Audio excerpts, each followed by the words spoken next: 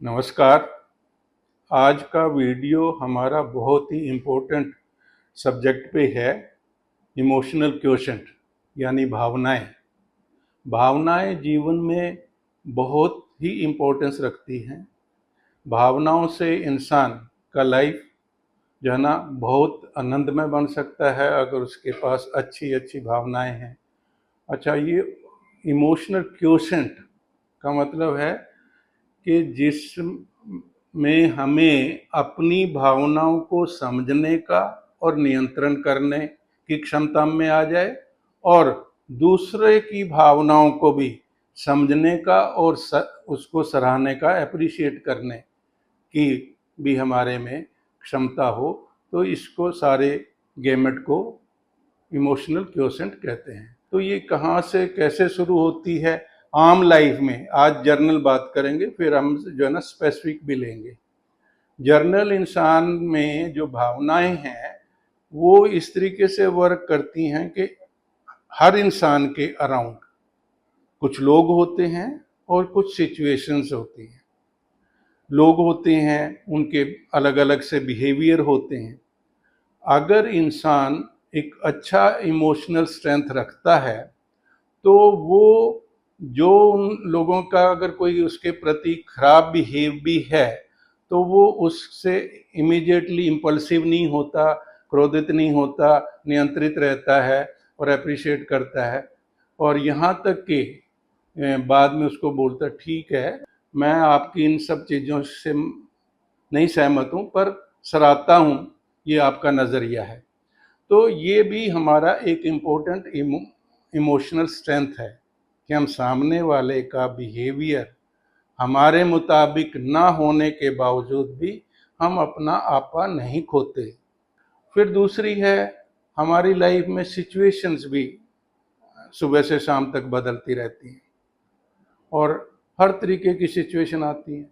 अगर हम हर सिचुएशन में कूल बढ़िया सराहते रहें और जितने भी लोग हमारे से जो भी चीज़ें बने उनकी केयरिंग शेयरिंग, अच्छी चीज़ें हैं हमारे पास, दयालुता, अच्छे अच्छे जो है ना भावनाएं हैं, तो हम उन चीज़ों में वो डालेंगे तो कभी भी हमारे जीवन में कोई भी रुकावट नहीं आएगी, कहीं भी हमें शर्मिंदगी का सामना नहीं करना पड़ेगा, हम कामयाब ही रहेंगे। तो अब मैं एक एक करके इसका इमोशनल क्वोशंट का एक एक करके डायनेमिक लूँगा और उसको बताऊँगा कि कैसे ये डेवलप होती हैं और फिर ये भी बताऊँगा कि इनका इस्तेमाल कैसे किया जा सकता है। सबसे पहली, सेल्फ अवेयरनेस, अपने आप को जानना और अपने आप को नियंत्रित रखना। जितना इंसान अपने आप को जानता है इससे ज़्यादा कोई दूसरा उसको नहीं जान सकता। तो इसलिए जो है ना सेल्फ अवेयर रहें, जब भी किसी से व्यवहार करें नियंत्रण में रहें, मीठी बानी हो और जो भी चीज़ें आप करें वो सारा एक अपने आप में हर वक्त नियंत्रित रखें। कोई भी बात ऐसी आ जाए जो गुस्सा करने वाली हो या कुछ ऐसी हो तो आप इम्पल्सिव ना होकर नियंत्रित रहें, अपना पॉज ले लें थोड़े समय के लिए और फिर नियंत्रित करके अपने आप को सामने वाले को उसका जवाब दें। तो सेल्फ अवेयर जो है ये इमोशन सबसे पहली इमोशन भी कही जा सकती है, फाउंडेशन, और ज़रूरी भी कही जा सकती है। अब सेल्फ अवेयर जो है ना कैसे डेवलप होती है? ये डेवलप होती है डिसिप्लिन से। अगर हम डिसिप्लिन का ध्यान रखते हैं कि हाँ भैया टाइम से खाना है, टाइम से सोना है, टाइम से जागना है और बात भी टू द पॉइंट करनी है, तो जितने हम डिसिप्लिन्ड रहेंगे तो हम सेल्फ अवेयर कहे जा सकते हैं। ये जो डिसिप्लिन की मैंने बात कही ये तभी आएगी ना जब आप अवेयर्ड हैं कि हाँ खाने का टाइम हो गया, पेन इसका हो गया, ये हो गया, मैं कुछ ज़्यादा बातें कर रहा हूँ। तो सेल्फ अवेयरनेस का मतलब है कि हमारे लाइफ में डिसिप्लिन है, हम सारी चीज़ें जो भी सुबह से शाम तक करते हैं तो सोच समझ के करते हैं, डिसिप्लिन में करते हैं। इसके इमीडिएटली दूसरा जो डायनेमिक आता है सेल्फ रेगुलेशन, अपने आप को नियंत्रित रखें, ये भी बहुत ज़रूरी है। सेल्फ रेगुलेशन का मतलब ये है कि आप जो है ना अपने आप को नियंत्रित रखते हैं कि सामने कोई आपको गुस्सा दिला रहा है तो आप गुस्सा नहीं खा रहे, आपको पता है the person is provoking you, ये आपको पता लग रहा है कि ये आदमी आपको जो है ना गुस्सा दिला रहा है, पर आपने नहीं देना। You have control on your. और कई चीज़ें हमारी सुबह से शाम तक ऐसी स्थितियाँ आती रहती हैं जिसमें हम हमारा ओवर रिएक्ट करने बनता है, पर हम नहीं करते। सेल्फ रेगुलेटेड हैं, कंट्रोल है भैया, नहीं हम नहीं अपने आपे से बाहर जाएंगे। सेल्फ रेगुलेशन की लाइफ में इतनी इम्पोर्टेंस है, मैं अपने व्यूअर्स को बताना चाहता हूँ कि एक बच्चा टॉपर है और वो एग्ज़ाम की तैयारी भरपूर करके अपने एग्ज़ाम के लिए घर से निकला है और रास्ते में ट्रैफिक में फंस जाता है और वो रेगुलेटेड नहीं है, सेल्फ उसको अपने आप पर नियंत्रण नहीं है पूरा, तो वो परेशान हो जाता है, हाय कैसे होगा, मेरा तो पेपर निकल गया, मैं तो फेल हो जाऊंगा, ये हो जाएगा, वो पता नहीं क्या क्या कितनी ज़्यादा सोचने लगता है। और यहाँ तक हो जाता है कि वहाँ पहुँचते पहुँचते वो ब्लैंक हो जाता है बच्चा, जो पूरी तैयारी करके गया था उसे वहाँ जाके कुछ सूझता ही नहीं। तो इतनी बड़ी नुकसान हो जाता है, तो इसलिए हमेशा कूल सेल्फ रेगुलेटेड, हमें अपने आप पर नियंत्रण रखो। कोई भी ऐसी अनसुटेबल घटनाक्रम आता है, कुछ भी ऐसी बातें ज़िंदगी में हो जाती हैं जो आपको लिए सूट नहीं करती या जो लगता है आपको गलत हो रही है, नियंत्रण में रखो। और जितना आप नियंत्रित रहेंगे तो अच्छा सोच सकेंगे और अच्छी चीज़ें होंगी और कभी भी आपके साथ कोई गलती नहीं होगी। हाँ, मैं बात कर रहा था तीसरे डायनामिक्स की, वो है तनाव को संभालना, स्ट्रेस को जो है ना एंगेज करना। हमारी लाइफ में जब भी हम परफॉर्म कर रहे होते हैं, चाहे मैं इसको आपको समझाने के लिए इस तरीके से बताऊंगा कि से हमारी क्रिकेट की टीम है, टीम ऑफ इंडिया है, और वहाँ पाकिस्तान के साथ मैच हो रहा है, बड़ा प्रेशर आ जाता है हर प्लेयर पे कि भैया हमने तो ये मैच हर हाल में जीतना है, पाकिस्तान है, इतनी ऑडियंस है उधर, बल्कि प्राइम मिनिस्टर ऑफ इंडिया भी उसको देख रहे हैं, कुछ कर रहे हैं, तो प्लेयर इतना प्रेशर लेने लगता है, इतना लेने लगता है कि आप समझ नहीं सकते। अब उस प्रेशर को हटाना और परफॉर्म करना, खेलना हंसी मजाक नहीं है, it is a big quality. और ये कैसे आता है ये मैं आपको ज़रूर बताऊंगा। उसमें आप जब बात कर रहे हैं, खेल रहे हैं, भूल जाओ दुनिया को, कौन प्राइम मिनिस्टर आया हुआ है, किसके साथ मैच हो रहा है, कुछ नहीं।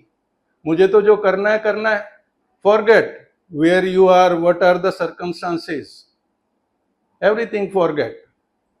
बस एक ही ध्यान रखो कि मैंने अच्छा करना है, बस वो प्रेशर से आप निकल जाओगे और अच्छा परफॉर्म करोगे।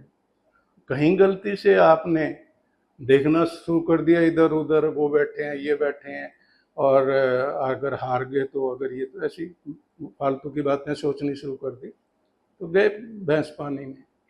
तो इसलिए लाइफ में प्रेशर को, तनाव को साइड वे करना बहुत बड़ी क्वालिटी है, बहुत बड़ी इमोशन है, ये बहुत ही क्रूशियल है, ये लाइफ में आपके बहुत अच्छे से काम आएगी।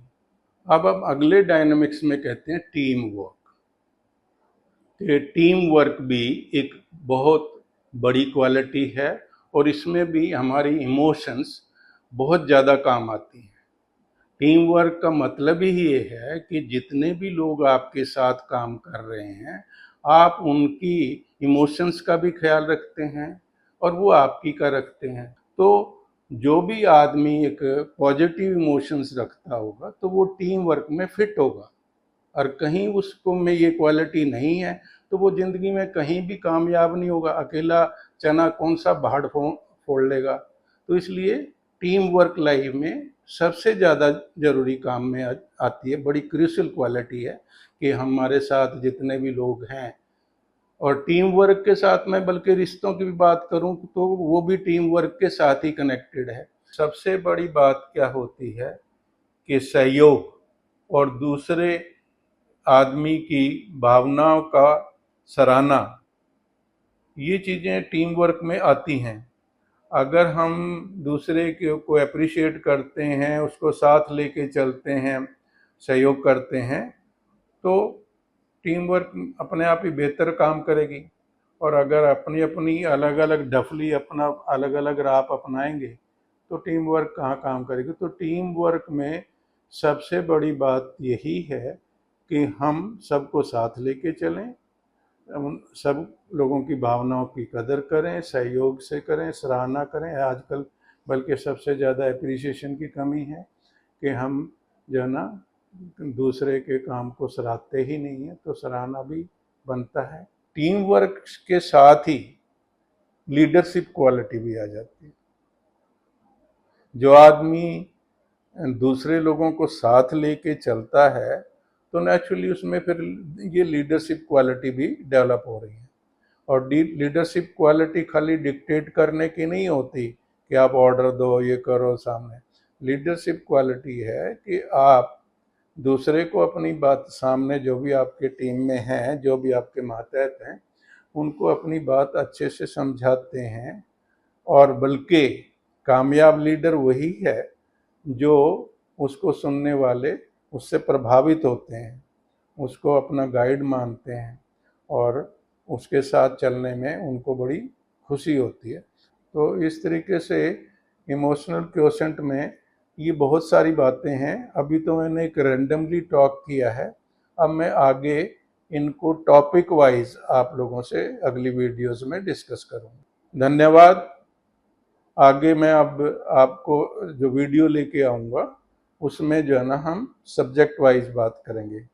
इस समय मैं अपने व्यूअर से ये भी अनुरोध करूँगा कि ये जो टॉपिक है हम सब से रिलेटेड हैं, इसको आप ध्यान से सुने और एक लाइक भी करें और अपने मित्रों के साथ इसको शेयर भी करें और मेरे चैनल को सब्सक्राइब करेंगे तो मुझे भी एक मोटिवेशन मिलेगी। धन्यवाद।